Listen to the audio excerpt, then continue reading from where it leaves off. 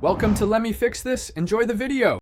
In this video, I will explain how to make broth with beef bones. First, preheat your oven to 400 degrees Fahrenheit. Arrange your beef bones on a baking sheet, ensuring they have enough space to brown nicely. Roast them for about 30 to 45 minutes, turning them over halfway through. This crucial step develops a rich, deep flavor and beautiful color for your finished broth. Once roasted, carefully transfer the bones and any flavorful drippings from the baking sheet into a large stock pot.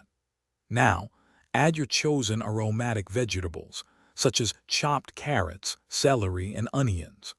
Pour in enough cold water to cover all the ingredients by at least 1 or 2 inches. A splash of apple cider vinegar can also help extract minerals from the bones during simmering. Bring your pot to a low, gentle simmer, avoiding a rolling boil, which can make your broth cloudy. The ideal temperature range is between 180 and 200 degrees Fahrenheit. Allow it to simmer for at least 8 hours and up to 24 hours for the richest flavor and nutrient extraction. Remember to periodically skim off any foam or impurities that float to the top, keeping your broth clear. After simmering, carefully remove all the bones and vegetables from the pot.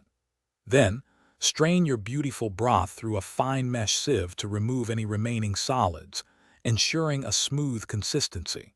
It's crucial to cool the broth completely before storing it.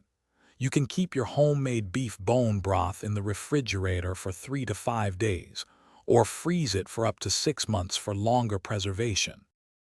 Thanks for watching. If you found this helpful, don't forget to like and subscribe.